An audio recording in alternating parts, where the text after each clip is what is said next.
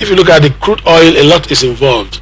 Talking about kerosene, talking about diesel, talking about a number of byproducts, PMS, petrochemical, and all that. A lot of byproducts. So the entire production chain, value chain in the oil industry will be maximized, and that will deliver a lot to our revenue. And look at the volume of production. Look at the huge workforce that will be involved. If we have this right now, and it goes, the GDP, which President Tinubu predicted during his campaign was going to rise to 6%. Right now it's less than 3%, 2 point something percent. 1.8 or 2 point, just between 1.8 and 2%. Now, if that happens, then the dream of having a 6% GDP will be realized. If we combine this with Port Harcourt Refinery that is coming up, and combine with the other three, Nigeria will be producing at full capacity to the extent that our consumption level will be met, and they will have a lot for export. Nigeria will no longer be a consumer economy. And then, if we also go into the smaller industries, what do they call them? Small scale industry. No, not that. The petroleum sector, the refining sector. We're talking about the smaller refineries. Modular refineries. If we go into modular refineries and we proliferate modular refineries across the length and breadth of the Niger Delta and even beyond. It's not in view, because he's not going to drop sharply. He wants, first of all, to maximize profit where he has not seen any competitor. Until this area you talk about modular refinery that will come up to compete with him. You can see what is happening in cement. He's in. You use it. No, take it from there. Because you're eager, because the price of cement did not drop. Yes. I'm doing this with yes. He is literally my colleague. Yes. I everything. First of all, I wanted to come from the era of when he came into this, there was a strong competition. You better say. There were other strong competition. What happened? I really, I'm very scared. And do not forget, after that, the cost of skyrocketed. It skyrocketed. It did not decrease. It's even more expensive than this is in Ghana. Thank you. And other parts of the country, Africa. The cement business. Beto was pushed out of the market by forces that.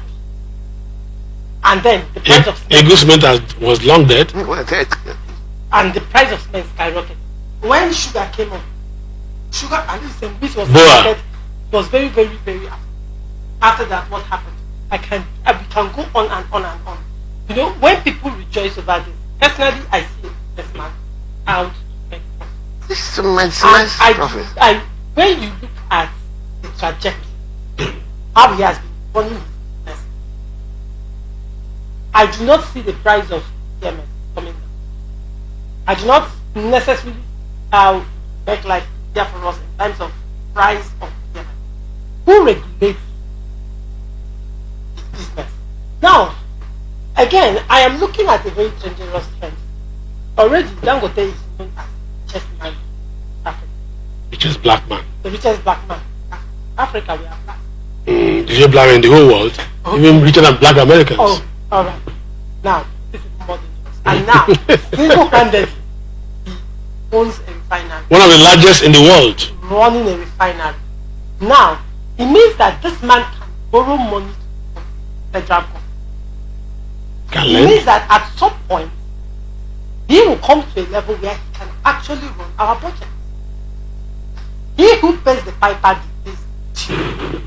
It is extremely dangerous that one man will be richer than a country, because that's where we are going to. And he who owns this level of money, he is the person that owns the power. That's why he's necessarily not interested in. There are other millionaires in Nigeria. But this is my concern. Yes, no. I think you are right. The point is that let us believe that the federal government will not rest on their oars because Dangote Refinery is there. And that has been the fear of many Nigerians. Rather than do the needful, they are shouting Dangote, Dangote will take us out of the woods. Dangote will refine, price of crude will drop, price of EMS will drop, price of diesel will drop. There will be, the economy will stabilize. The issue of price volatility and all the inflationary trends that came as a result of hike in the price of fuel will no longer be there. The issue of unemployment will be addressed. Dangote was what we heard from beginning. And they seem to rest on their own without doing something about the refineries. Do you know, just as we are, and that's a very bad trend. We harp on this issue properly. We talk about Africa's richest man, Nigeria, and the poverty index high. Oh God. Nigeria. You have the richest man in the poorest country. Poorest country. The country with not poorest, the country with the largest number of poor people. And these things are there. We are looking at when they say the giant of Africa. The largest economy. The largest economy. Largest economy. With the poorest population. What accounts for it? The rich becomes richer, the poor becomes poor. The gap. So what they're saying is that you have the richest black man because you have the poorest population. Yes. So what's the trajectory now? What's the relationship? What's the nexus? Or it's just a paradox? Well, for me, when you were speaking about, something came to my mind because you were saying that government, everybody is hinging around Dangote. Who are the stakeholders? Who are the shareholders? That we should think about it. Who are the stakeholders? Who are the shareholders? Because in this refinery, yes, Nigerians need to start asking questions, and this is when we uncover who they. Why they don't want the refineries to survive? Why they don't want the refineries to survive? Why they do not want because exactly because yes, the same thing that happened in terms of power. Those who import generators don't want power to stabilize. Exactly. You know, importers of rice don't want the rice farms to stabilize. Importers of fabrics don't want the textile industry to run. You know, so we have a lot of issues. But you know, our own type of capitalism is the worst kind of capitalism.